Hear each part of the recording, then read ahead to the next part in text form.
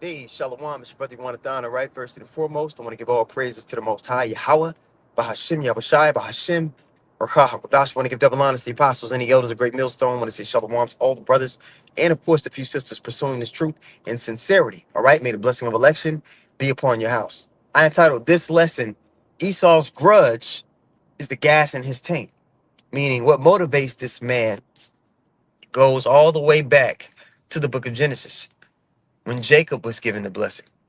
But the Lord decided to give Jacob the blessing. He already told him that what? The elder Esau would serve the younger Jacob. That was prophecy. That was preordained. And ultimately, Esau sold his blessing to Jacob. And he wasn't going to honor that promise that he made to Jacob. So he's at fault. Again, he doesn't take accountability.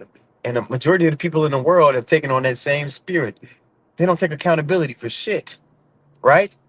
Like the scriptures say, the righteous is more excellent than his neighbor, but the ways of the wicked seduceth them. Our people have been seduced by the vibration that this man is in. As the ruler of the city is, so are his officers and the people. Paraphrasing what the scriptures say. I got a clip for you guys, and when you listen to it, you're gonna be like, "Oh, this guy's on some sadistic shit." When you really think about what he's saying, and we're gonna talk about what he's trying to achieve by the experiments that he's doing. And apparently this guy's in jail, but you never know. They say these people go to jail. All right, but we're gonna bring our precepts after the clip. And Alvarez is our lesson is edifying. Let me put this up on the screen for you guys. Give me 1 second while I get the clip queued up.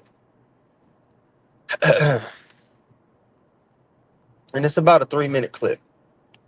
Okay, so right now I got it loading up. Yeah, the motivations of this devil always stem back to trying to get the blessing that Jacob got. Always keep that in mind. When you see this devil doing things, anything he's trying to accomplish, whether it be immortality, whether it be, spiritual power in a sense, manipulation over elements, these are all things the Israelites are going to receive day one. Our bodies are going to be changed. We're going to be made immortal. We're going to have manipulation over the elements. Our kingdom is going to be everlasting. All these things that this devil's trying to achieve, especially when you look at Agenda 2030 and the control that they're trying to get, that's the kind of control that's going to be given to the righteous. And we're going to do right with that kind of control. We're going to do right with that immortality. We're going to do right with the elements in the earth. They're not. As the scriptures say, man, if this man was left up, if it was left up to him, no flesh would be saved. But here's the clip. Getting black women to have babies with them, it's your kid, so you don't reject the cells, so you could suck the kid dry and kill it. This is vampires that drain their own children. Here it is. Okay, now before y'all watch this video, I want y'all to know that this is real. This guy is in jail as we speak because of what he was doing. So for y'all who want to act like this is not real or just somehow close your ears and act like you're not hearing what you're hearing, all this is true. Stem cell technology that Peter and I are investing in that's called SCNT, which takes the egg of a young, perfect woman specimen, takes the egg and takes out the nucleus and puts our DNA in the nucleus. They just go in and take it out. It's painful, right? Huh? Is it painful? They use this Yeah, a little bit. And this is part of this genetic greatness that we don't see in any other race on the planet. I hope y'all realize what he just said. Only black women have this unique thing. Only black women. These curvy, sexy black women from Africa. You girls have a kind of a monopoly on this genetic perfection, and we want some of that. So, girls, for $100, we will pay you for your egg. No, you gotta be out of your monkey. You can get paid a lot more than that. So how much do you want for it? Let's bid. I bid $500 for, I'm prepared to outbid him anyway. Whatever I bid, he's going to outbid me. This is the oldest trick in the book, okay? So it's like, I haven't done this, but I read about it. So you want to get your wife with the neighbor chick, whatever. It's like, have them over, have a few drinks. Oh, let's try on lingerie and have a lingerie judging contest. It's the same thing. Like, hey, ladies, how much for your egg? No, they don't want the egg. They want to impregnate you, have you bring it to term, suck the baby dry. He's in prison for it. So just think how they're selling him. Of course, they're totally grossed out. These are supermodels. They don't do it. But this is what they got people to do. Continue. Bought about $60,000 worth of eggs. Yeah. If you have abortion, that's very valuable. Oh, abortion. Umbilical cord, placenta, even your period blood. If this ain't mess with your head in some type of way, it's something wrong with you. That's what if this ain't throw your brain for some type of, it's something wrong with you. If this ain't mess with your brain, you probably one of them. And you need to get off my page. Yeah, that video is pretty old, actually.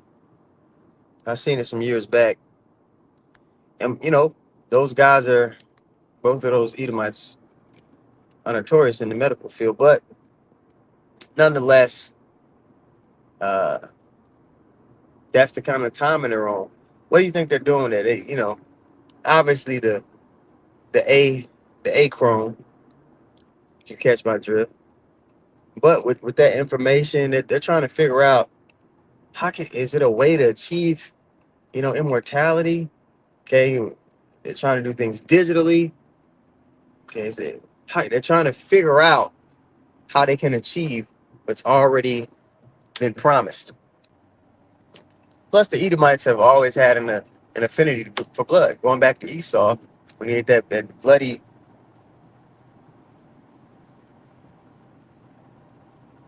bloody porridge, right? That's the timing that they've always been on. Like that, I forgot the guy's name, Alex Jones. Forgot his real name. Anyway, but yeah, that's what they're into. And the scriptures talk about the life being in the blood. So I just find it strange that it's have this big affinity for it in that way. I'm sure they have a whole belief system behind it, that I'm not familiar with. But I'm sure they have some sadistic belief set around it because all the rituals they do involve blood. All right, but let's get into some precepts here. Okay, I'm going to go to 2nd Ezra 7 and 42. He says, "And he answered me and said, This present life is not the end where much glory doth abide. Therefore have they prayed for the weak. But the day of doom shall be the end of this time, the end of this age, the end of this rulership, which the last age, the last rulership will be ruled by who? The Edomites." 2nd Ezra 6 and 9. "But the day of doom shall be the end of this time, and the beginning of the immortality for to come for the Israelites, wherein corruption is past, intemperance is at an end, infidelity is cut off, and righteousness is grown, and the truth is sprung up. Then shall no man be able to save him that is destroyed, nor to oppress him that have gotten the victory." The victory over what? The victory over death. All right, so let me back that up. 1 Corinthians 15 and 53. "For this corruptible must put on incorruption, and this mortal must put on immortality. So when this corruptible have put on incorruption, and this mortal shall have put on immortality, then shall be brought to forth, Shalakia, brought to pass the saying that is written, Death is swallowed up in victory." That's the victory the elect are going to receive. Okay? Let me get this too as well.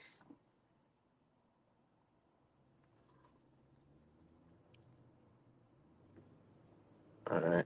Because I mentioned it now. Everything is motivated by this devil trying to get the blessing that Jacob got. So let's go to Genesis 27 and 38. It says, "And Esau said unto his father, Hast thou but one blessing, O my father? Bless me, even me also, O my father. And Esau lifted up his voice and wept." He was hurt. He's still hurt. All right. "And Isaac, his father, answered and said unto him, Behold, thy dwelling shall be the fatness of the earth." I think when you look up that word, fatness, one of the definitions for it would be oil too. And they've used oil for so long to manipulate the economies of the world. "Behold, thy dwelling shall be the fatness of the earth, and of the dew of heaven from above. And by the sword shalt thou live. Their blessing is the sword. All right.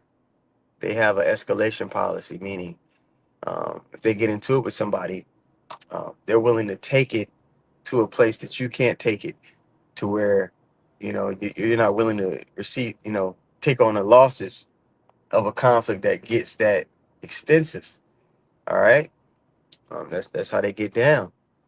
But the sword blankets a lot of stuff. They weaponize everything. Where was I at? Well, thy dwelling shall be the fatness of the earth, and the dew of heaven from above. And by the sword shalt thou live, and shalt thou serve thy brother.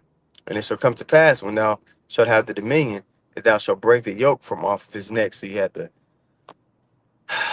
the dark age. Well, shit, a few times that the Edomites were in servitude, but the most recent time, um, the so-called dark ages, when Jacob was ruling in Europe for that 1,000-year period, Edomites were under our feet. So, but they came back into power, right? The deadly wound was healed. The Roman Empire fell, all right? And you had the Holy Roman Empire where Jacob was ruling.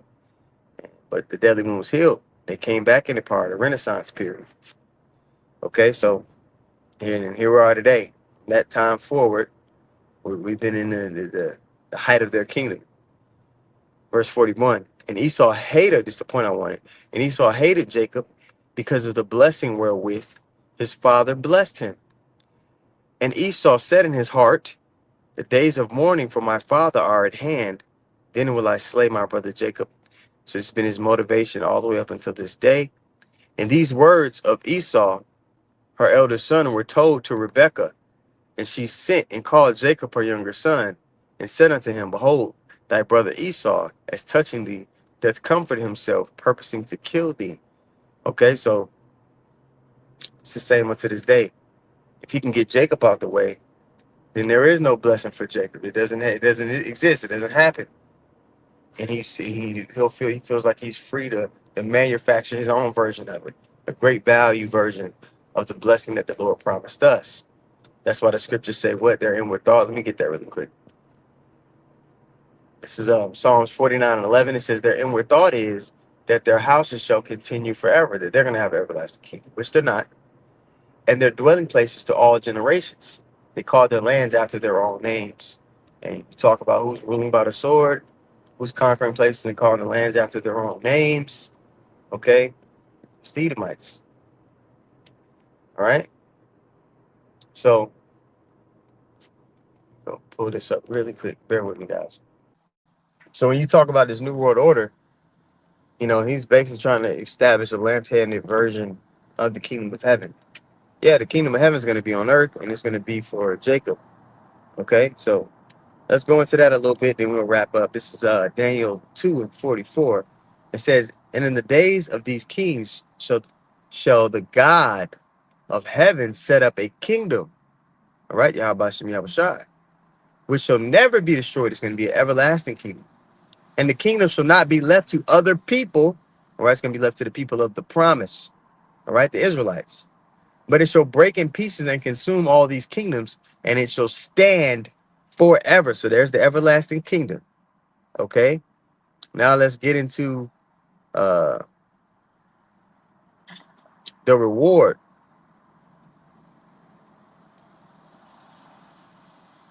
All right, verse 5 and 10. So the elect of the nation of Israel, they're going to be a part of the ruling body of the kingdom of heaven. Revelation 5 and 10. And has made us unto our God kings and priests. All right, having dominion and administering. A priest administers, order in a temple. Okay, the earth is going to be made a temple once again. It's going to be brought back to its first estate, brought back to Eden. Okay, bear with me really quick. All right, and has made us unto our God kings and priests, and we shall reign on the earth. So the kingdom of heaven is going to be what? On the earth. And the capital in the kingdom of heaven is going to be at Jerusalem, man.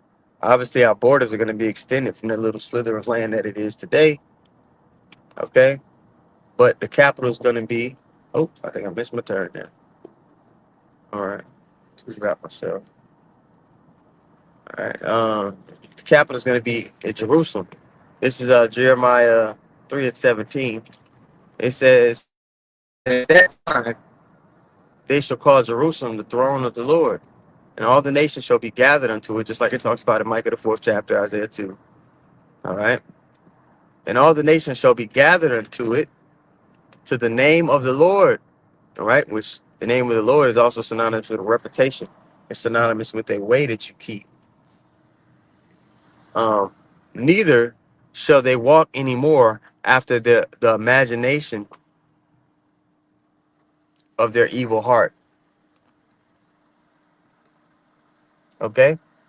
So everybody's going to abide by the standard that the Lord has commissioned us to walk in, except we're going to have the laws written within our inward parts. We're going to be unable to sin, and we're going to be immortal. Because if you're not sinning, you can't taste of death. Sin bringeth forth death. We're not going to be capable of sinning once we're changed. Okay? All right, once this corruptible puts on incorruption, we're not going to be able to sin. But the nations, they're still going to be, having to repent. They're still going to need to be taught. All right? And just to back that up, since I mentioned it, let's go to Micah 4 and read verse 2. It says, "And many nations shall come up and say, Come and let us go up to the mountain of the Lord and to the house of the God of Jacob. And he will teach us of his ways, and we will walk in his paths. For the law shall go forth of Zion, and the word of the Lord from Jerusalem. And he shall judge among many people." All right, we're going to have to judge. Are we judging our own that are already perfect? No. "He shall judge among many people and rebuke strong nations afar off, and they shall beat their swords into plowshares and their pruning hooks, and their spears into pruning hooks." Salakia. Nation, this is one of the points I love to get. "Nation shall not lift up sword against nation, neither shall they learn war anymore." So when the children of Israel are put back in the Holy Land and changed, there's not going to be any more war on earth. All right. So the fact that the small hats are in the Holy Land today, which the scriptures talk about them appointing the Holy Land into their possession, when you go to Ezekiel 36:5, the Edomites, before the Lord returns, they will be the people in possession of the Holy Land. All right. The fact that they're over there calling themselves the people and there's war all over the earth nonstop is proof that, again, that they're not the people. If you believe what the scriptures say, I just can't, those two things can't coexist. Them being the people and being war. Them being the people in the Holy Land and there being war at the same time, those two things can't coexist. Who's lying, them or the Lord? And we know that the Lord is not a man that he shall lie, right? So it's very simple when you get into the prophecies, into the checklist that the Lord gave us. Okay? People, they're just not in the spirit of Yahweh Shah, which is the spirit of prophecy. So, I want to do that quick lesson, man, before I get to the plantation. Give all praises once more to Yahweh, Bahashim, Yahushai, Bahashim, Rakah HaKodash. Want to give double honor to the apostles and the elders, a great millstone. Want to say shalom to all the brothers and, of course, the few sisters who are pursuing this truth and sincerity. May the blessing of election be upon your house.